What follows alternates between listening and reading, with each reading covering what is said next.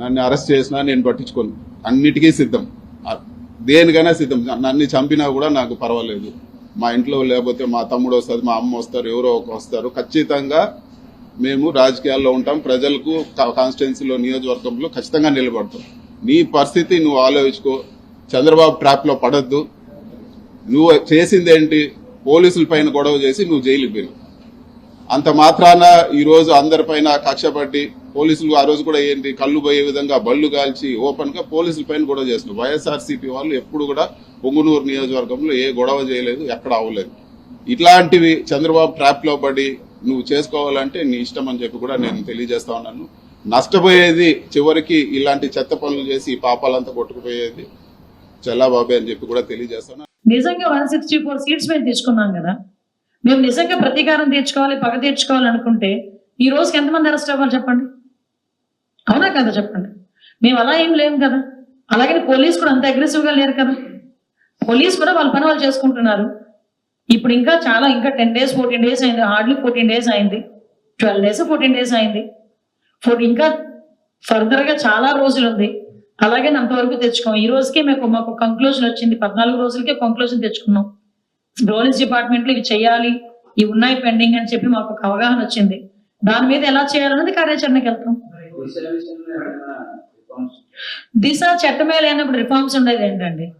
దిశనే లేదు, దానికి రిఫార్మ్స్ ఎందుకు ఉంటాయి? సో దిశ పోలీస్ స్టేషన్స్ కూడా నేమ్ మార్చుకోవడానికి అది ఏ విధంగా క్యాబినెట్కి వెళ్ళాలా ఏంటనేది ఒకసారి వర్కౌట్ చేస్తున్నారు.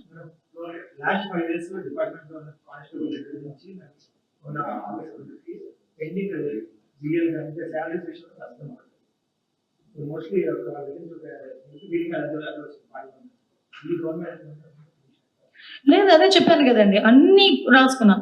హోమ్ గార్డ్స్ దగ్గర నుంచి, ఎస్ఐల దగ్గర నుంచి, విఆర్ లో ఉన్న వాళ్ళ దగ్గర నుంచి అసలు ఎంతవరకు ఫండ్ మనం రైజ్ చేసుకోగలం, ఎంతవరకు ఫండ్ ఉంది, ఇంతవరకు ఎంత డిఫిషియేట్ లో ఉన్నాం, వెహికల్స్ ఎన్ని కావాలి, పోలీస్ స్టేషన్స్ ఎన్ని కావాలి, ఈ ఎంత రిక్రూట్మెంట్ ఉంది, ఇంకా ఎంత వేకెన్సీస్ ఉన్నాయి, ఎన్ని వేకెన్సీస్ ఉన్నాయి, ఆల్ కేటగిరీస్ అంత ఇన్డెప్త్ గా వెళ్ళాం.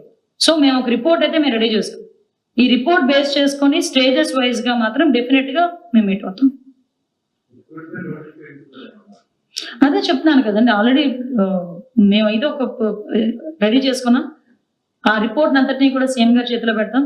ఒక పక్క మన స్టేట్ గవర్నమెంట్ నుంచి ఏం చేసుకోవాలన్నది స్టేట్ గవర్నమెంట్ నుంచి, at the same time central government నుంచి మనం ఏం తీసుకురావాలన్నది సెంట్రల్ గవర్నమెంట్ నుంచి.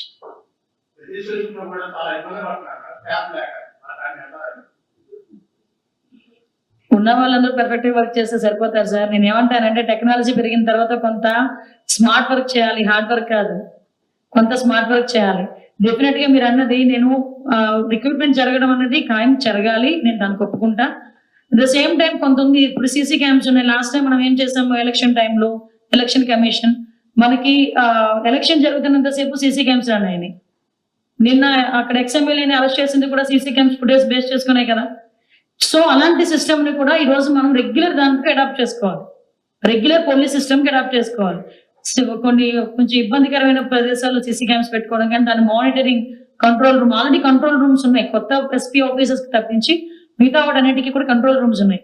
కాకపోతే లాస్ట్ 5 సంవత్సరాలు సీసీ క్యామ్స్ పనిచేయడం మానేసినాయి, ఫింగర్ ప్రింట్ స్కానర్ పనిచేయడం మానేసినాయి.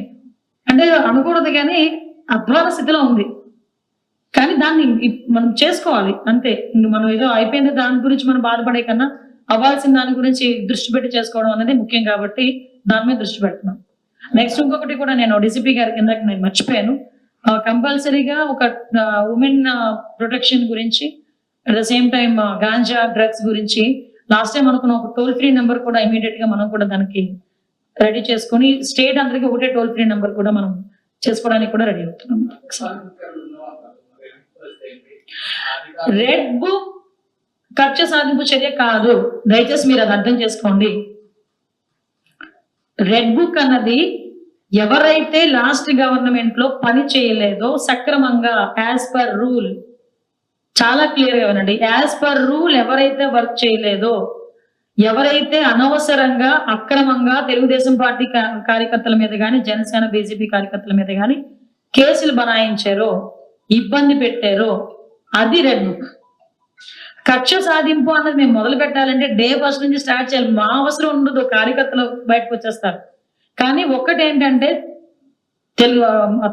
ఎన్డీఏ కార్యకర్తలందరూ కూడా కడుపులో ఎంత బాధ ఉన్నా ఎంత కసి ఉన్నా వాళ్ళు లాఠీ పెట్టి కొట్టిన పోలీసు ఎదురుగా కనిపిస్తున్నా కూడా కేవలం చంద్రబాబు నాయుడు గారి మాట బేస్ చేసుకొని ఆగారు. వాళ్ళు ఇది చేస్తారని నేను చెప్పట్లే, కానీ నాయకుడి మాటకి ఆ వాల్యూ ఇచ్చారు. చంద్రబాబు నాయుడు గారు కూడా ఈ రోజు ఏంటంటే రాష్ట్రం అప్పుల పాలైపోయింది. నిన్న మీరు నమ్ముతారా, సిపి ఆఫీస్ తాకట్లో ఉందండి వైజాగ్ లో. నిజం, వైజాగ్ సిపి ఆఫీస్ తాకట్లో ఉంది.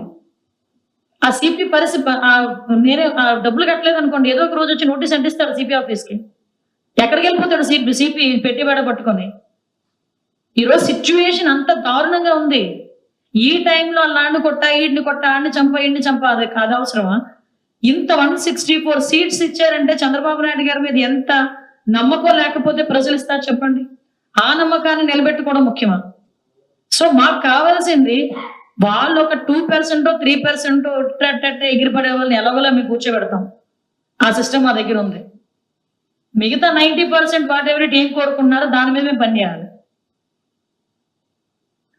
నేను ఎగ్జాంపుల్ చెప్పా, అలాంటి మీ నంబరు సెక్యూరిటీ ఆఫీస్ తాకట్లో ఉంది, కలెక్టర్ ఆఫీస్ తాకట్లో ఉంది, సిపి ఆఫీస్ తాకట్లో ఉంది.